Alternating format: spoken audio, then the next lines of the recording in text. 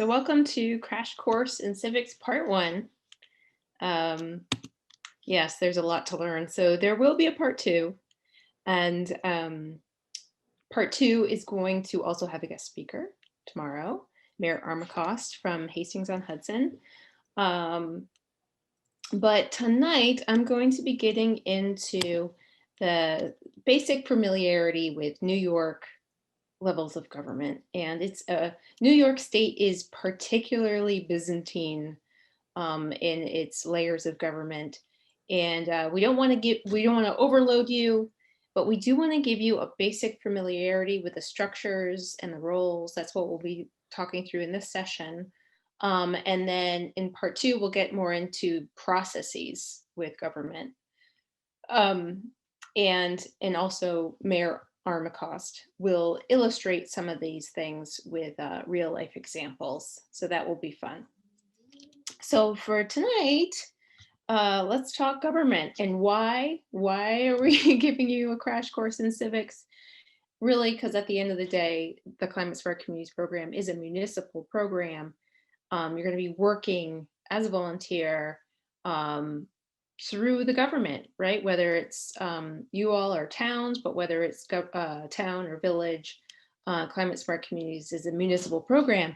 And so we want to also get into explaining some of the higher levels of government so you can be familiar with who is setting policy and who's controlling grant money and various support and technical services and how all these different pieces fit together. So let's start with state level. So there's New York State Governor, we're all familiar with Cuomo, and the State Assembly. And this is where important new legislation has been passed. The CLCPA, the Climate Leadership and Community Protection Act, which is really a groundbreaking piece of legislation, and it's one of the most climate forward in the country.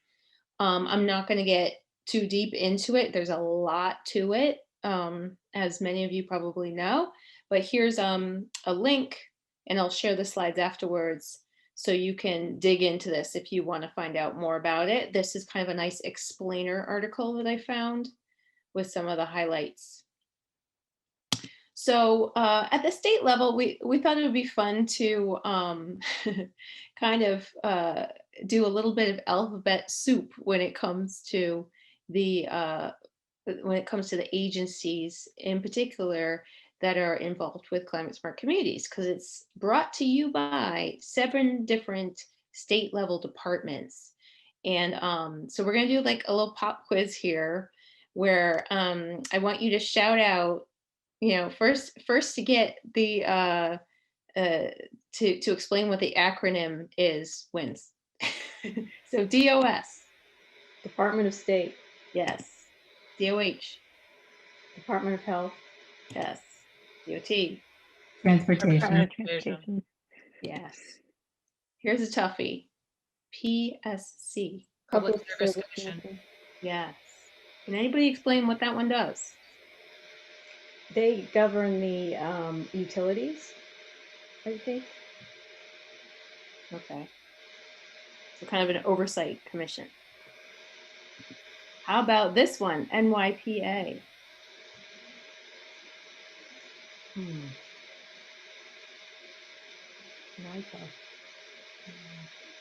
Aren't they power? Isn't that the New York? Is it power? Authority? Yes. Authority. Ding, ding, ding. New York Power Authority. So this one and this one probably have some overlap. Maybe Public Service Commission oversees more than just power. How about DEC? Environmental Conservation.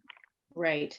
And this one is the one that at least I most closely associate with Climate Smart Communities. And in part because Mark Lowry and Dazzle Ekblad, who are the people who manage and oversee Climate Smart Communities, they're out of the Office of Climate Change, which is kind of housed in the DEC. So they're the ones who first developed the Climate Smart Communities program, and Mark was actually one of the people that started it. And it was launched, I think, back in 2009 initially as a pilot. How about NYSERDA? Who can do this one? New York State Okay. Energy Research and Development Agency. Yes, authority. Yeah. Well done, Kristen. So yeah, so this I think of as a lot of people associate this or sometimes get this confused with DEC because it's also associated with climate stuff. But the real focus here is on energy and their work on renewables. That's often how it comes into play with climate smart communities, as well as the Clean Energy Communities program, which is fully funded through NYSERDA. And so another thing people often mention with NYSERDA is it's actually funded by fees that are put in place through utility bills. So that is like obviously a very reliable funding source. And so the funds then are relied upon for the grants and the research and development powered by this agency. So yeah, so keep that in mind. CEC is out of NYSERDA. Okay, so let's talk about regions. When it comes to economic development and planning, this is how we think about the state. This is the organization. It's organized into these different regions, economic development regions. And so the ones we're talking about for our group are the Capital Region and Mid-Hudson. So, before I started working with climate smart communities and government, you'd hear the Mid-Hudson Valley region, and maybe you just thought there was like a vague reference to this area. But in terms of economic development and planning and how the government is organized, it does have almost like this territory on a map. And so actually it comes into play with climate smart communities because if you say in July, you end up applying for Climate Smart Communities grant, which is administered through the CFA, the Central Funding Gateway. In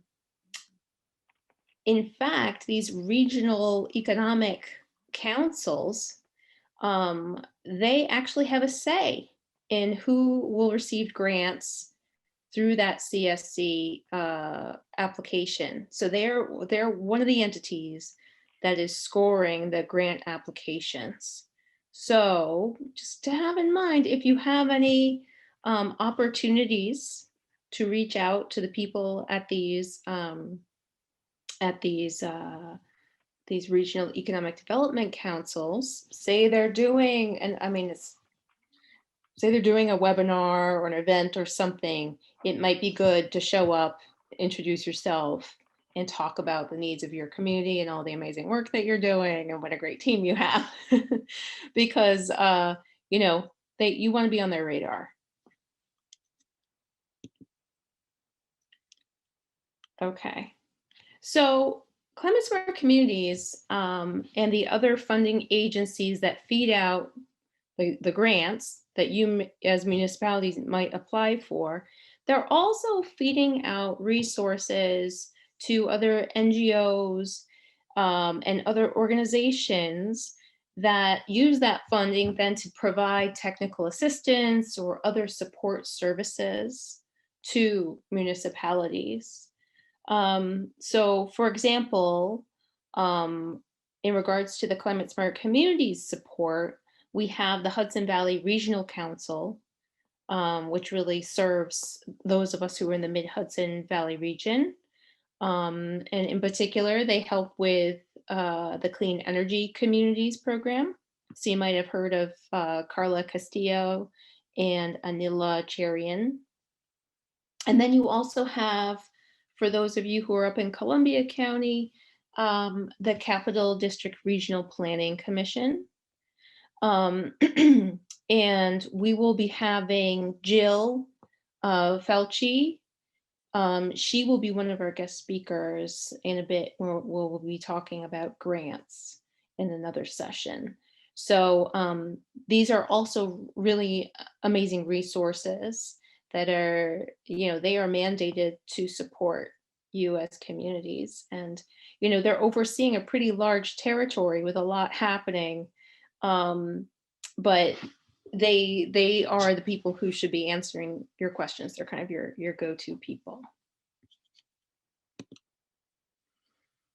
Anybody ever notice these little fishy signs when you're driving around? They're blue and white. Have you ever noticed these before? Yes, sturgeons. They're sturgeons, particularly when you're like crossing a stream. You might keep an eye out for them. They're actually the Hudson River Estuary program, which is a program through the DEC, and created in 1987. And it was created through the Hudson River Estuary Management Act, so like a state act. The Hudson River Estuary Program focuses on the tidal Hudson and adjacent watershed, from the federal dam at Troy all the way down to the Verrazano Narrows down in New York City. And so I wanted to highlight them because they're kind of like another, watersheds are another way to think about regions and resources and organizations. And this is another organization that'd be really good for you to be aware of, particularly if your municipality is on the Hudson River. They've done a lot of work with resiliency. I think Germantown, you've worked with them, right, Christina? Yeah. And I think all of us are in the Hudson River Estuary, except for maybe Northeast. Is that right, Chow? I think you said you're in a different watershed. Yeah, we're 10 Mile River, which goes out to the Sound. Right. And so you have a different Watershed Alliance group that you... Housatonic Valley Association. Right. Yeah. And so, why is it good to have this map in your mind?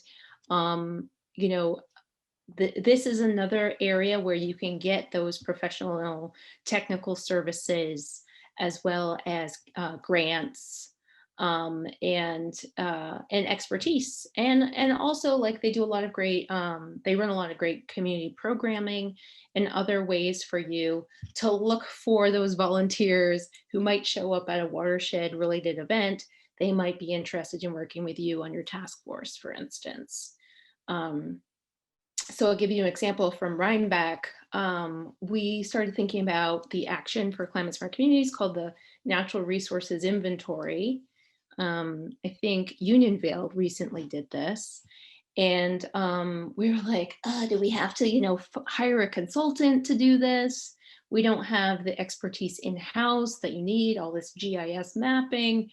And then we started chatting with one of the fellows who works for the Hudson River Estuary Program. And he was like, well, actually, we might be getting funds through DEC to provide services to just do the NRI for you, basically. And we're like, amazing. So then you have to basically, as a municipality, pass a resolution saying that you will work with them and do meetings with them, provide feedback on what they're generating for the municipality. And then they can go and plan their work and get the funding through DEC. So that's kind of just like, I think the watershed people and organizations are really great to have on your radar. Another interesting way of thinking about our region. Okay, so next we have counties. Can anybody guess how many counties there are in New York State?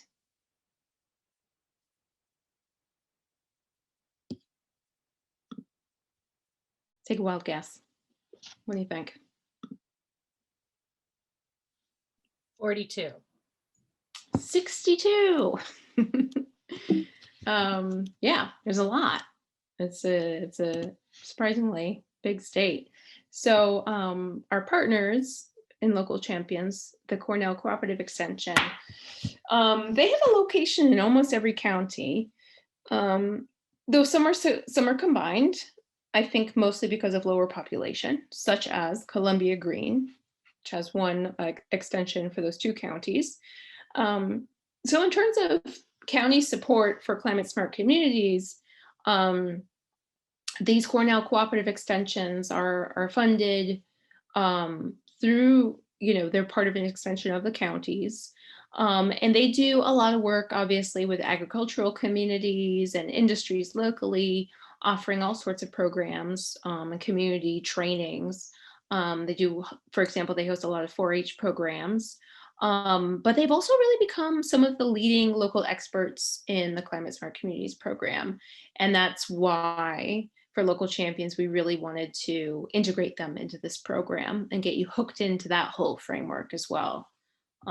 Because they've really, at the county level, which is kind of a sweet spot when it comes to climate work, they've become some of the main resources. Okay, so these are the 4 counties that Local Champions as a pilot was focusing on. And I was just curious, we were chatting about this even a little bit before we started the session tonight, but what do you think about your county? Do you think your county has been proactive with climate change?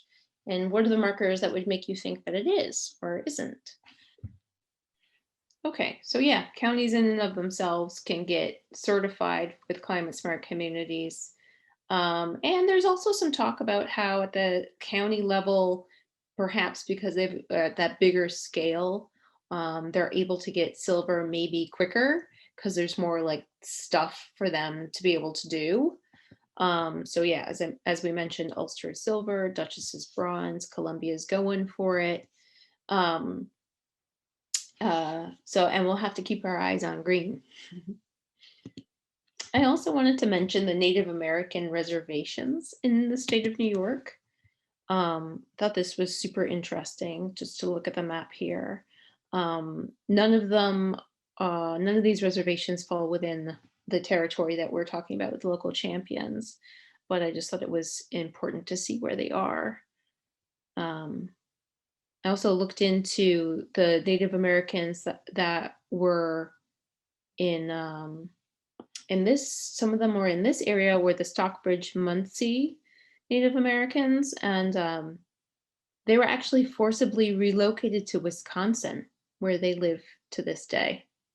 So they were really dislocated from their original land. But I didn't know that there was even a Native American reservation on Long Island. It's really cool. Okay, next we have cities. This is the organizational chart for New York City. So thank goodness none of you in our cohort are from New York City. This is just all the different offices and departments. Insane, right? It's pretty crazy. So we're not going to spend much time on cities, but I think it's safe to say that even the cities within our region, like Poughkeepsie or Hudson, there's a lot that they can do, but very different ball of wax than the small rural towns that are in our cohort. So again, why are we doing this? Why do we care? Why are we spending time talking about organizational maps? And why do you need to know if there's what's going on in your town? Well, for one, it's good for you to think about the operations and the buildings sort of in your municipal portfolio that might contribute to, say, a greenhouse gas emissions inventory. Do they recycle? Do they collect their food scraps? Could you create a green purchasing policy that will guide decision-making on the department level in your town? So, with towns, and I should mention, there is also this level called a hamlet, which is basically like a cluster of more densely populated area but it's considered part of the town. It's not its own municipal level. So they don't have their own government, whereas villages do. And we will touch briefly upon that as well. So a town typically has various departments, and these may vary from town to town. So in this example, I've included a highway department, or let's say that they have a transfer station or a recycling center, and let's say maybe they have a parks department. And so, you know, these are, you should know about all these departments so that you can understand how they all contribute to the operations of the town. You know, and you know, Christina was just talking with us, for example, about one of the municipal buildings owned by the town, and you know, getting into the weeds of like, is its boiler on the fritz, and you actually want to replace it with more energy efficient machinery, that sort of thing. Or, you know, you might want to know about your highway department vehicles, so you can do a fleet inventory and start planning for how vehicles will be switched over to EVs, for example. And at the town level, you have a supervisor and a town board. And I think these are all elected to 2-year terms. So it could be a pretty brisk revolving door sometimes. And typically you have a town board council person who serves as a liaison to a department, and then the other boards and committees. Chairs and members of these boards and committees are appointed by the town board and the supervisor, and official committee members are usually appointed for 5-year terms. So I've included on here a conservation advisory board. Again, not all towns have this, but some towns have a conservation advisory board, and it's often the jumping off point for the CSC task force. As I know some of you, that's kind of the origin story of your task force. Often because, you know, it's made up of people who care about the environment and who are civically minded volunteers. But a CAB technically has the authority to make recommendations to the town board, and in reviewing site plans and such from developers. Whereas a conservation advisory committee can make recommendations, but they don't really hold as much weight. Again, I'll share these slides, and I have some links if you want to get into like an explainer about the difference between CABs and CACs.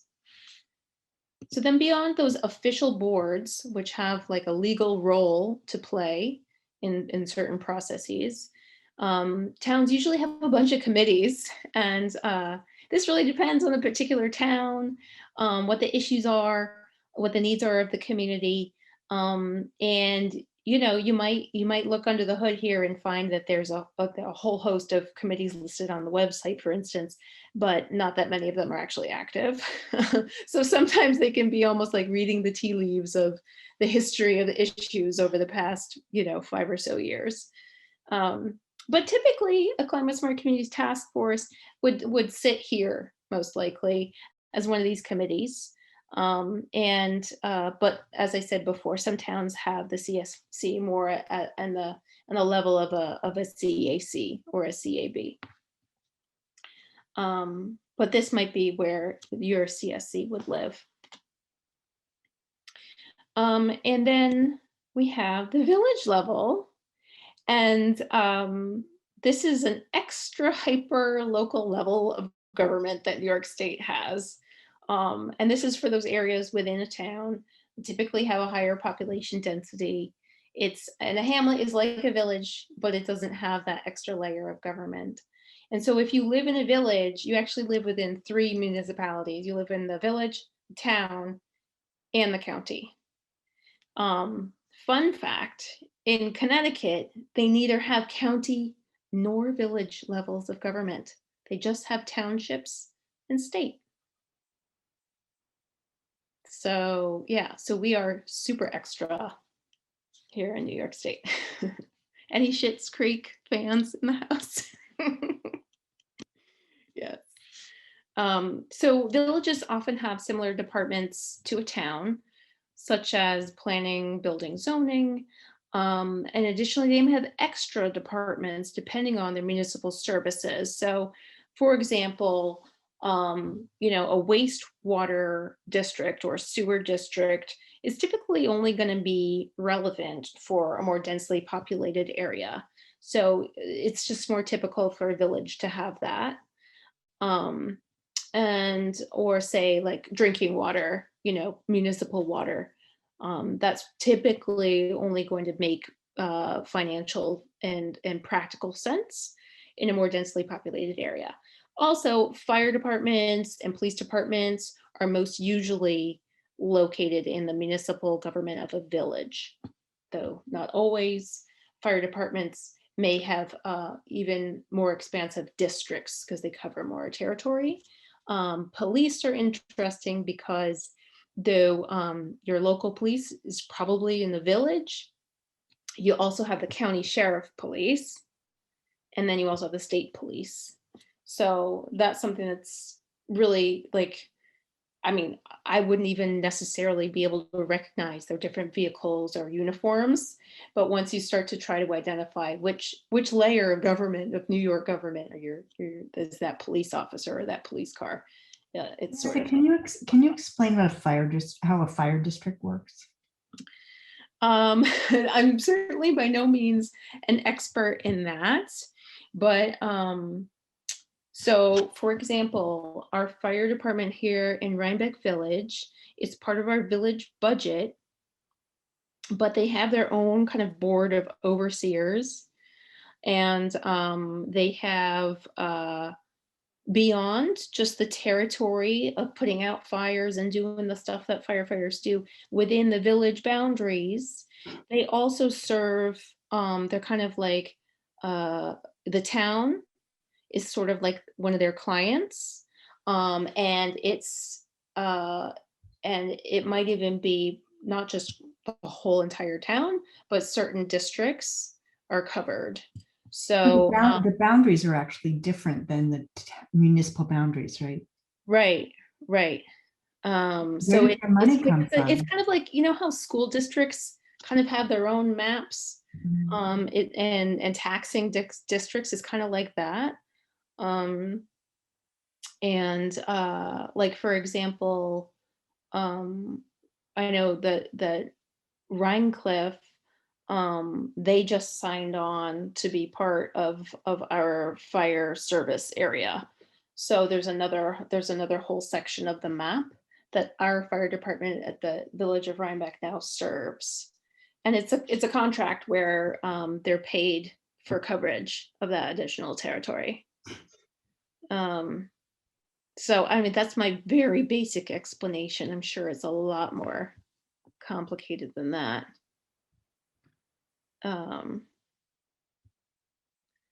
Okay. So, and whereas towns have a supervisor, villages have a mayor. And but villages also have a board. It's called the Board of Trustees. So instead of council members, they have trustees elected for 2-year terms. And there's also boards. So the planning boards, for example, is something you typically see at a village level. Also appointed by the Board of Trustees, typically for 5-year terms. And as with towns, villages will often have these committees with a whole range of topics. So again, it depends on what is of interest to the particular village. And again, this is typically where you would see a climate smart committee task force.